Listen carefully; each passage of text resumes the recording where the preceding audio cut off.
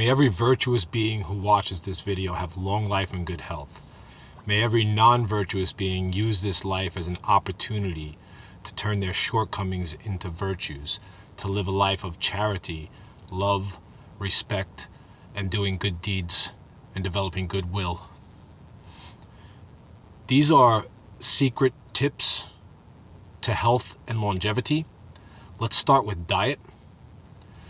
Diet has many categories and many different systems, such as Ayurvedic, Chinese, Western, Taoist. The first thing you need to understand is that food is one of two types, pure or impure. Pure food has life force energy in it, such as fruits and vegetables. The further you get away from the sun and the light and the earth, the less and less life force energy that it has in it. The more impure that the food is, the more toxins that your body have to expel. So if you're eating a food that has less life force and less pure energy in it than it does pure, it's going to take your body more energy to expel the toxins than it does to digest them. When your body can't expel the toxins, it leads to sickness and disease. The past foods that you've eaten are remembered by the cells in your body, so those past foods crave for more of it, so it leads for craving for more and more and more. The goal should be 1 meal a day for beginners. If you become a very high-level breatharian, there are definitely people and ways who can live more and more of pranic energy. Some people don't have to eat at all, but the beginner goal should be 1 meal a day. The 1 meal a day should be a proper sized portion. So what you should start doing is making sure that your portions are no bigger than the size of your stomach. Because if you stretch out the stomach lining, then it distends the organs. Distended organs and stomach lining are a key factor that lead to disease and illness. So you want to keep your abdominal area tight, and you want to keep your organs elastic and normal sized. The next thing is to try to eat towards noon. So at noon is when your fire is the strongest, and that's when you should eat the heaviest food. Now, some people have different bodies. Some people get more hungry in the morning. Some people get more hungry at night. So when you're starting down this path, it's good to work with yourself. You shouldn't be whipping yourself. And if you have to improve a little bit at a time, that's fine. But understand, your body gets used to whatever you give it. And if you're giving it big meals, it's just going to want bigger and bigger meals. And you're never going to really be satisfied. So your meals get bigger and bigger every day. Your body gets more out of shape every day. Your organs get more distended. And then you end up sick and in the hospital or with some kind of a disease or with an early death. The next thing is breath work. Now, in yoga, pranayama means exercising breath. It means focusing on the breath. It means to be aware of your energy.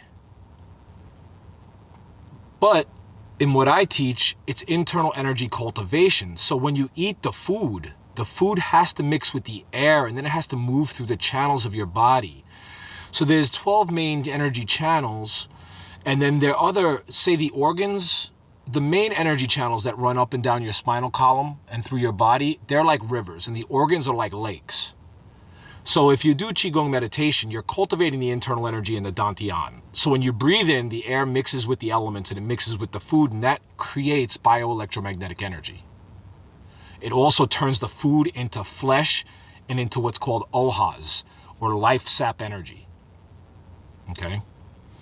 These are very important to cultivate. So when you cut down on your food, you should be doing the internal energy breathwork meditation to turn your food into internal energy. It's a vicious cycle, because if you don't learn how to turn your food and you're not doing your internal breathwork and your internal alchemy, you're just going to keep eating more and more. Your body's going to age rapidly, and then you're going to meet an early death, or at least an average death. Whereas if you start cutting down your meals and you start doing your internal energy cultivation, you're going to have more and more life force energy. You're going to feel younger and younger, and you're going to live longer and longer. So developing good habits is really important. Now, when you eat high insulin foods, such as sugars, anything that's high insulin, the genes in your body, the genomes, they age quickly and you get inflamed. When you fast, your genes turn on a longevity gene. So the key is to train your body to only eat one meal a day and let the genes turn on. Your body will get used to whatever you do. Now, it depends on where you're at. If you're eating 3 meals a day, 3 huge meals a day, you're eating meat, it's kind of hard to go from eating these 3 huge meals a day filled with meat to eating 1 meal a day of pure fruit and vegetable juice and soaking up the life force energy. So your body has to get used to things. So you want to wean yourself into it. Me personally, I went cold turkey when I went vegetarian. It was a rough 2 years, but I got through it. Then I went back to eating meat, and then I went back to being vegetarian. So I can tell you from personal experience, it's tough getting rid of the meat. There's intense cravings, and your flesh is used to eating the meat. But after 3 or 4 years, you feel much better and much healthier. And this can depend on your lineage, your family bloodline, on how much meat they're eating and things like that. But in my opinion, no matter who you are, you can switch to being a vegetarian and it eventually will be healthier for you. Some people, it can be harder than others. For me, it's a moral reason as well as a health reason. But now, 7, 8 years into being a vegetarian, meat is absolutely horrible and disgusting. When I started eating meat again, my intestines actually bled. That's how bad meat is for the body. And in the water fasting document that they just did, there's this doctor, he's the leading doctor in water fasting. He said the people who ate meat, it was very hard for them to water fast. The people who were vegetarian, it was much, much easier for them to water fast. So you're gradually getting rid of the habits you don't want, and you're gradually building the habits that you do want. But it's important to understand when you fast at hour 6 or 7 that your longevity genes will turn on. If you keep eating and you're never hungry, your genes say to age very fast and you'll age very quickly. That's important to understand. The next thing is when you're cultivating the internal energy, it develops peace of mind. And peace of mind is extremely important to keep your body from aging. If you're constantly in fight flight, if you're constantly stressed out, your body's going to age very quickly. If you are meditating, and when I say the word meditating, after studying meditation for so many years, I think I really only understood what meditation was within the last year or two. So people hear the word meditate, and what they think is they think of somebody sitting with their fingers like this and going om or sitting there. But really, meditation is a fruit of the previous 6 limbs of yoga. So your moral and ethical code, and then your ability to calm, relax, and steady your body while allowing your mind to be free. Then the ability to focus on your breath and build your internal energy, doing your breath work. Then the ability to focus your senses inwards towards self-realization of the soul instead of outwards towards all the physical things. And that's extremely important because if you're constantly focused outward, there's no way to stop your mind from stressing. It takes practice to be able to detach your mind from the physical world, focus it inward, and calm the 5 major physical senses and sense organs. The next one is dharana, which means one-pointed concentration. I can't express how important one-pointed concentration is. As soon as you understand, you have to keep developing your focusing on one point in time and space because it's the only thing that allows your mind to get sharper as you get older, and it keeps these anxieties and stresses from arising, and it allows you to embody the teachings. When you lose concentration, you go back to carnal thinking, you go back to pleasure-mindedness. These things, you can't reach higher realization, grow the higher parts and the higher lobes of your brain if you're not practicing one-pointed concentration. And it's the only antidote for the hindrances that clog the mind, such as aversion, desire, hatred, anger, on and on and on. The next one is dhyana, which means to still your mind. So then when you start concentrating, you start to calm your mind and your spirit.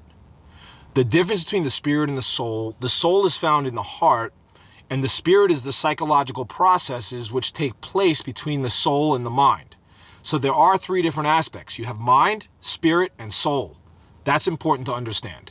So you're learning to calm these and make these peaceful and happy, and that is extremely important because a peaceful, happy mind means a very, very, very long life. Now, this being said, the royal tonifying herbs. And in the sutras, it says that the herbs are very special, that you can reach higher realization just through the herbs.